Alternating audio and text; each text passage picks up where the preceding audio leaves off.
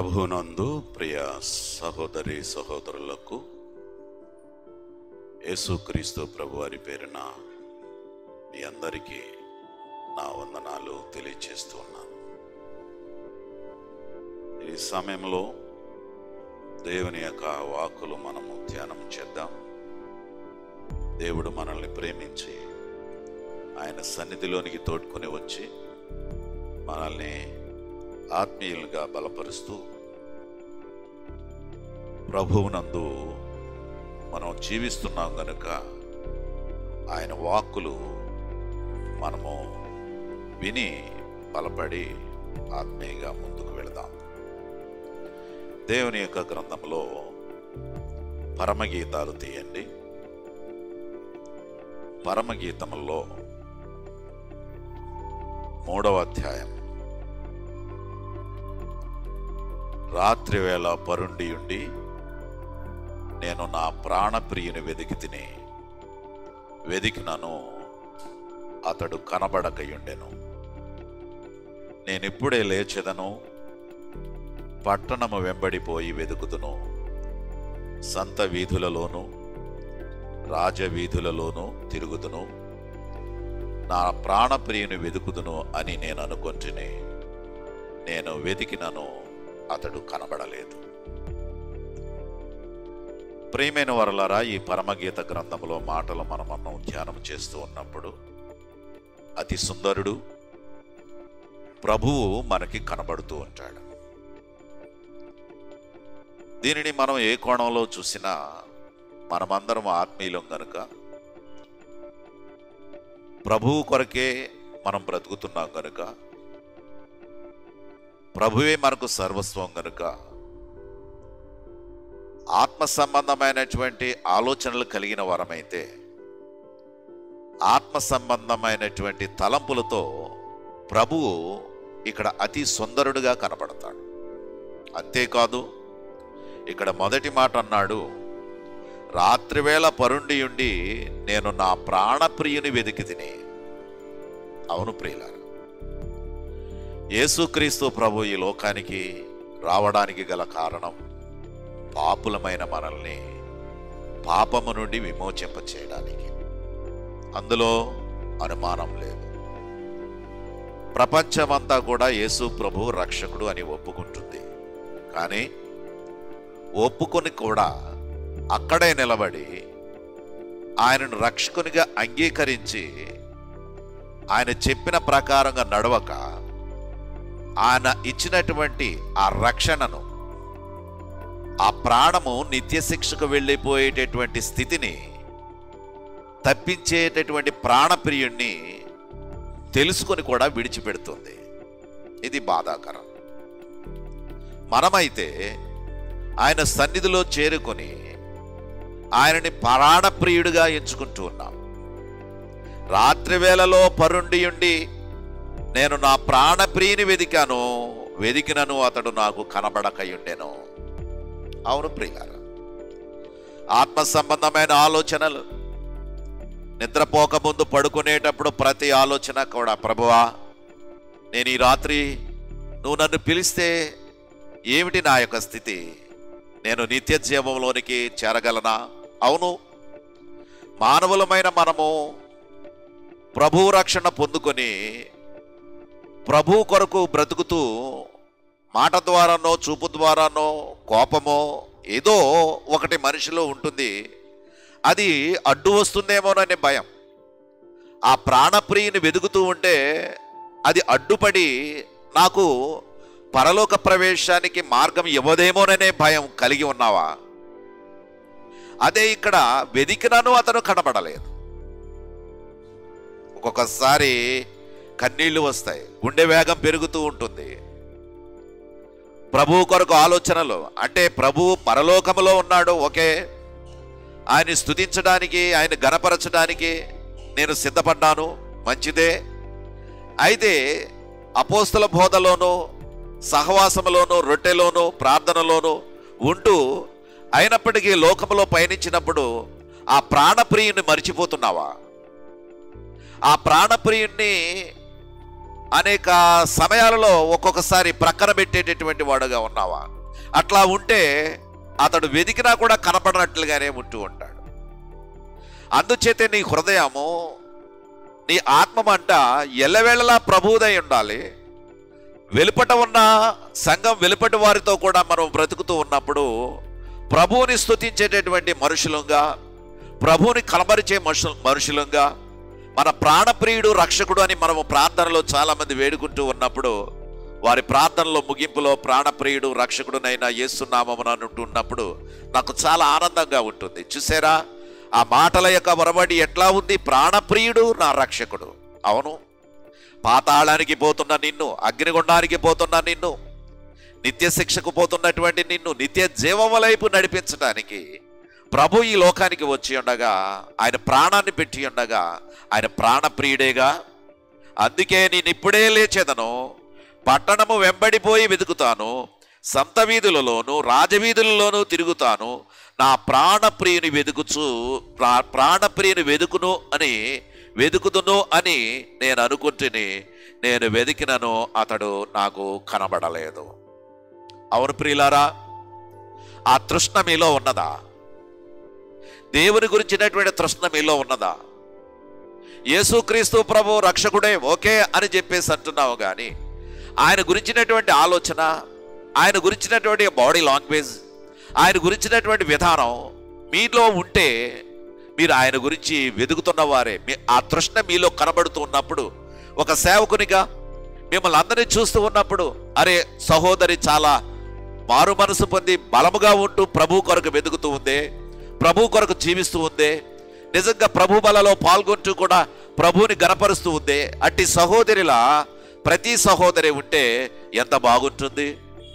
అలాగే సహోదరులు కూడా చూస్తూ ఉన్నప్పుడు, దేవుని పని కొరకు వారు ప్రయాసపడుతున్నప్పుడు, ప్రభు కొరకు సిద్ధపడుతూ ఉన్నప్పుడు, ప్రభు పనిలో చొరవగా పాల్గొని ముందుకు వెళుతూ ఉన్నప్పుడు, అనేక కార్యాలన్నీ వాళ్ళ సొంత కార్యాలు విడిచిపెట్టుకొని ప్రభుని స్తుతించడానికి వచ్చినప్పుడు నిజంగా వారి యొక్క తృష్ణ ఎట్లా ఉంటుందో నేను గమనించి, అలే సహోదరుడు చాలా బలముగా ఉన్నాడే, ప్రభు కొరకు జీవిస్తున్నాడే, బోధిస్తున్నటువంటి నేను, ప్రకటిస్తున్నటువంటి నేను, ఆ మాటలు వింటున్నాడు, ఆత్మీయంగా ఉంటున్నాడు, మరింతగా ఆ బిడ్డలాగా నేను కూడా ఉండాలి, లోకంలో ప్రత్యేకించబడిన వాడుగా ఉండాలి, ప్రాణప్రియుని వెతుకుతూ తన జీవితాన్ని గడుపుతున్నటువంటి బిడ్డగా ఉండాలి. అవును, 53 యెషయా గ్రంథంలో అంటాడు కదా, అతడు సురూపి. అవును ప్రభువా, సురూపి, అందమైనటువంటి రూపమే. ఆయన ఏమయ్యాడు? కురూపి అయ్యాడు.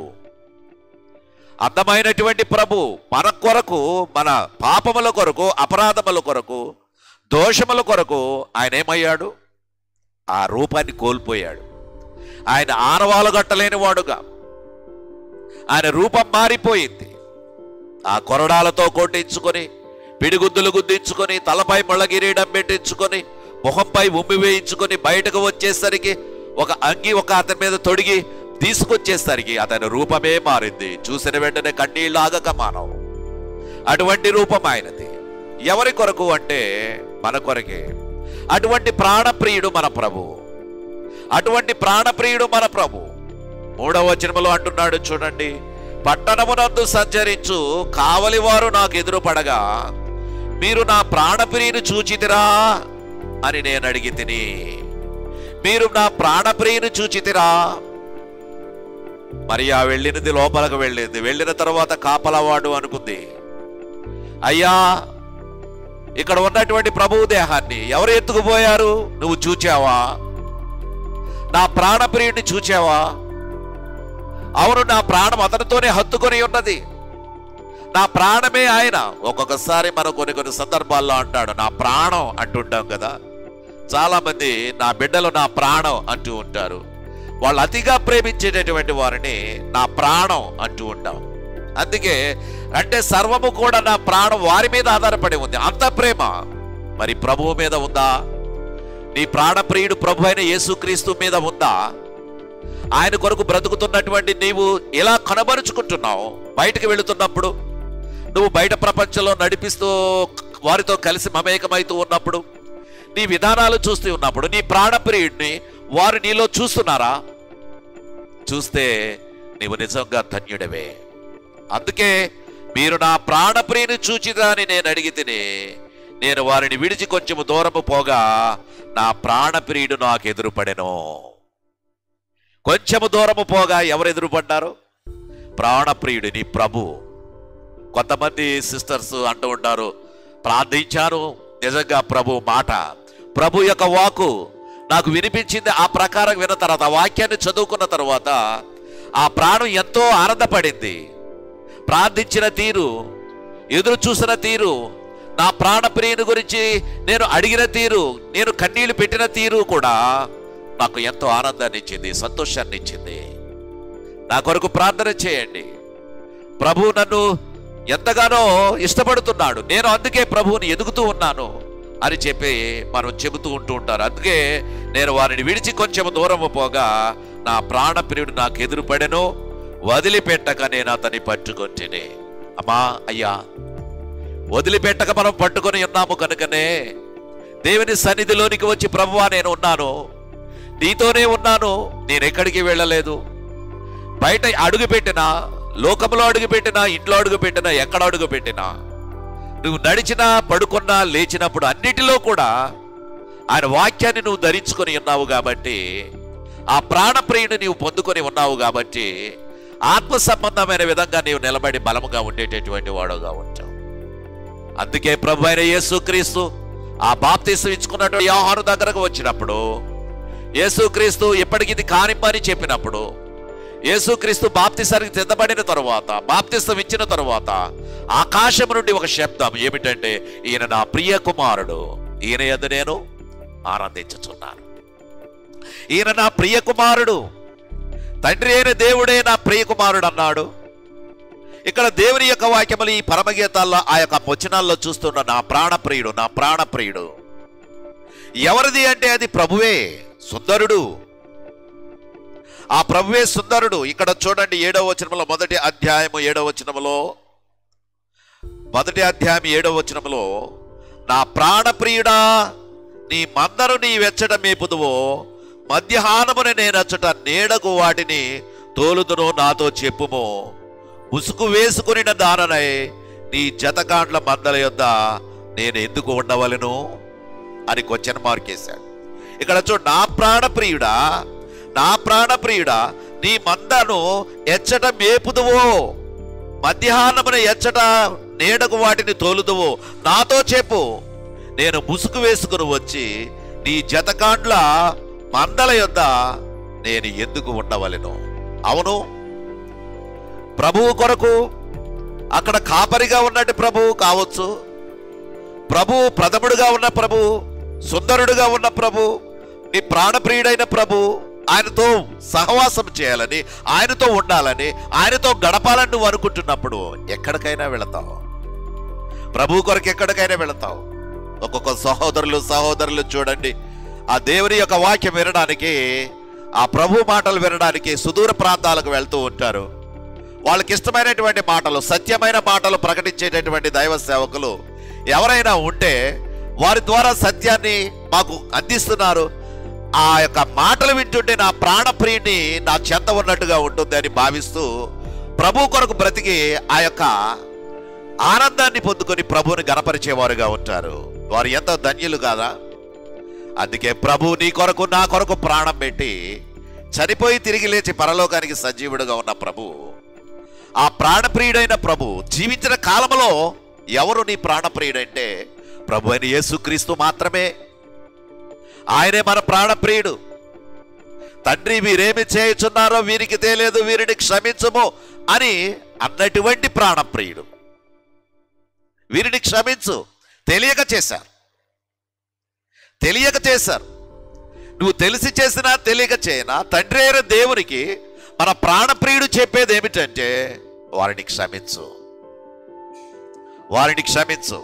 యోహాను మొదటి పత్రిక 2వ అధ్యాయంలో అక్కడ ఉన్నటువంటి వాక్కును మనము చూద్దాము.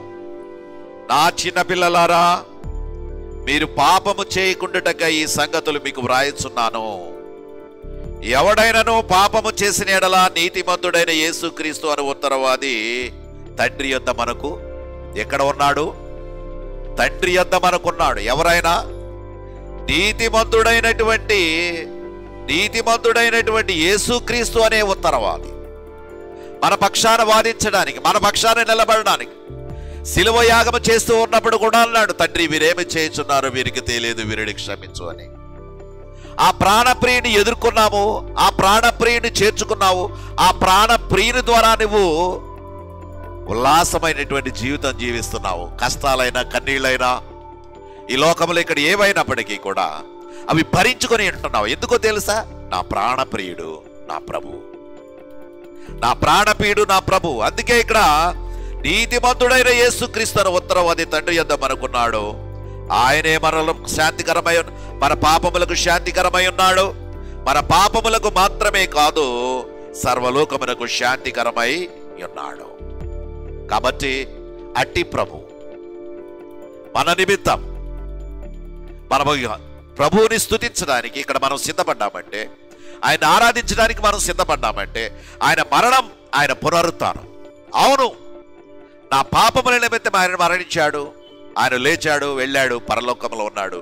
మరి నేను జాగ్రత్తగా అనుక్షణం రోజు వింటున్న మాటలే ఇవి, రోజు వింటున్న మాటలే, కొత్త మాటలేమీ కాదు, అదే మాటలు. రక్షణ పొందడానికి సిద్ధపడి ఉంటే, నీవు రక్షణ పొందుకొని బలమైన వాడుగా ఉంటే ఈ మాటలు నిన్ను మరింత బలపరుస్తాయి. ఒకవేళ రక్షణ లేనివాడుగా ఉన్నావు అనుకో, నీకు ప్రాణప్రియుడన్నా గుర్తుండదు, ఆయన రక్షకుడన్నా గుర్తుండదు, ఆయన విమోచకుడన్నా ఏమీ అర్థం కాదు. ఏదో విన్నట్టు ఉంటావు కానీ విడిచిపెట్టి వెళ్ళిపోతూ ఉంటావు. నీవు రక్షణ పొందుకోలేని వాడివి, దుర్భరకరమైనటువంటి జీవితంలో ఉన్నటువంటి వాడివి. అందుకే ప్రభువుని స్తుతించడానికి, గణపరచడానికి మనం ఆరాధిస్తూ ఉంటుండగా ప్రభు ఎంతవాడో మనము తెలుసుకున్నాము. ఆ ప్రాణప్రియుని ఇచ్చినటువంటి రక్షణ పొందుకున్నాము. మనము నిత్య జీవం కొరకు సిద్ధపడుతున్నాము. ఆ రీతిగా ప్రభు కొరకు సిద్ధపడి ఒకరినొకరు ఈ మాటల ద్వారా హెచ్చరింపబడి ప్రభువుని ఆరాధిద్దాం. అట్టి కృప దేవుడి మీ అందరికీ అనుగ్రహించును గాక.